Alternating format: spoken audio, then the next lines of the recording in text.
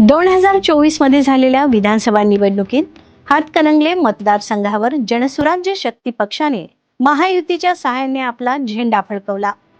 अशोकराव माने हा एक नवा आमदार जनसुराज्य शक्ती पक्षाला मिळाला, पण नुकत्याच झालेल्या जिल्हा परिषद निवडणुकांमध्ये जनसुराज्याचे आमदार अशोकराव माने यांच्या मतदारसंघात म्हणजेच हातकणंगले तालुक्यात भाजप, शिवसेना शिंदे गट आणि काँग्रेस पक्षाने आपापली ताकद दाखवली आहे.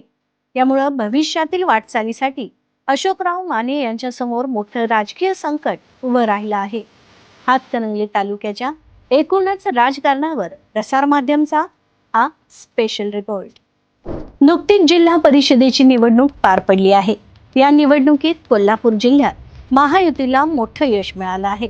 भाजप, शिवसेना शिंदे गट, राष्ट्रवादी काँग्रेस अजित पवार गट आणि जनसुराज्य शक्ती पक्ष हे राज्याच्या राजकारणात आणि सत्तेत एकत्र आहेत. पण नुकत्याच झालेल्या जिल्हा परिषद निवडणुकीत कोल्हापूर जिल्ह्यात काही तालुक्यात एकत्र तर काही ठिकाणी स्वबळावर महायुतीने निवडणूक लढवली. हातकणंगले तालुक्यात महायुतीतील सर्वच पक्ष निवडणुकीच्या रिंगणात वेगवेगळे लढले. त्यात आमदार अशोकराव माने यांना जिल्हा परिषदेच्या अवघ्या एका जागावर समाधान मानावं लागलं, तर भाजप या तालुक्यात जिल्हा परिषदेच्या 4 जागा जिंकून सर्वात मोठा पक्ष ठरला. महायुतीच्या बालेकिल्ल्यात काँग्रेस पक्षानं पण 3 जिल्हा परिषदेच्या जागांवर विजय मिळवून आमदार अशोकराव माने यांच्या समोर मोठं आव्हान उभं केलं आहे. खासदार धैर्यशील माने यांच्या नेतृत्वाखाली शिवसेना शिंदे गटानं पण 3 जिल्हा परिषदेच्या जागांवर विजय मिळवला आहे. हातकणंगले तालुक्यात एकूण 11 जिल्हा परिषद मतदारसंघ आहेत. आता आपण थोडं हातकणंगले तालुक्यातील पंचायत समितीच्या 24 जागांमधील पक्षीय बलाबल पाहू. भाजपने 12 पंचायत समितीच्या जागा लढवून 11 जागा निवडून आणल्या आहेत. हे पाहता भाजपचा हातकणंगले तालुक्यातील स्ट्राईक रेट मोठा दिसून येत आहे. शिवसेना शिंदे गटानं 5 पंचायत समितीच्या जागा जिंकत दुसरा क्रमांक मिळवला आहे.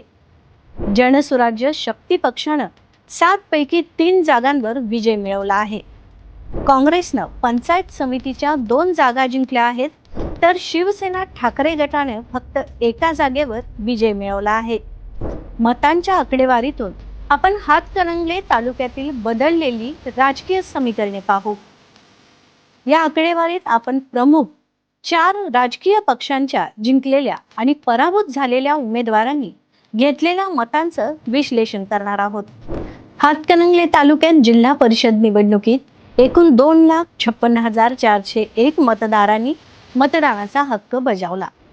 भाजपच्या 4 विजयी उमेदवारांनी 51,485 इतकी मतं घेतली, तर पराभूत झालेल्या उर्वरित उमेदवारांनी 19,797 इतकी मतं घेतली. म्हणजे एकूण 81,282 इतकी मतं घेतली गेली. झालेल्या एकूण मतांच्या 31.70% इतकं मतदान भाजपनं हातकणंगले तालुक्यात घेतली आहेत. आमदार सतेज पाटील यांच्या नेतृत्वाखाली काँग्रेस पक्षाच्या विजयी उमेदवारांनी 37,832 मतं घेतली, तर पराभूत झालेल्या उर्वरित उमेदवारांनी 28,026 इतकी मतं घेतली. झालेल्या एकूण मतांच्या 25.68% इतकं मतदान काँग्रेस पक्षाने हातकणंगले तालुक्यात घेतली आहेत. खासदार धैर्यशील माने यांच्या नेतृत्वाखाली शिवसेना शिंदे गट पक्षाच्या विजयी उमेदवारांनी 32,236 इतकी मतं घेतली. झालेल्या एकूण मतांच्या 25.68% इतकं मतदान शिवसेना शिंदे गट पक्षानं हातकणंगले तालुक्यात घेतले आहेत. आमदार विनय कोरे आणि आमदार अशोकराव माने यांच्या नेतृत्वाखाली जनसुराज्य शक्ती पक्षाच्या विजयी उमेदवारांनी 10,206 इतकी मतं घेतली, तर पराभूत उमेदवारांनी 25,099 इतकी मतं घेतली आहेत. झालेल्या एकूण मतांच्या 13.76% इतकं मतदान जनसुराज्य शक्ती पक्षानं हातकणंगले तालुक्यात घेतलं आहे. मतांची आकडेवारी पाहता आमदार अशोकराव माने यांच्या विधानसभा मतदारसंघातच त्यांना जिल्हा परिषदेच्या फक्त एका जागेवर समाधान मानावं लागलं आहे, तर फक्त 13.76 इतकी मतं जनसुराज्य शक्ती पक्षाच्या वाट्याला गेल्याचं दिसत आहे. रुई जिल्हा परिषद मतदारसंघातून अशोकराव माने यांचे निकटवर्तीय म्हणून ओळखले जाणारे सुहास राजमाने यांनी देखील जनसुराज्य शक्ती पक्षातून उमेदवारी न मिळाल्याच्या नाराजीतून भाजपकडून निवडणूक लढवली होती. मात्र इथं देखील त्यांचा अवघ्या 128 मतांनी पराभव झाला. काँग्रेसच्या राहुल आवळे यांनी त्यांचा पराभव केला. आमदार विनय कोरे यांच्या वारणा साखर कारखान्याच्या कार्यक्षेत्रात येणाऱ्या गुंडकी आणि भादोले जिल्हा परिषद मतदारसंघात काँग्रेसनं मुसंडी मारली आहे. त्यामुळे हे अपयश कोणाचं यावर परिसरात चर्चा सुरू आहेत.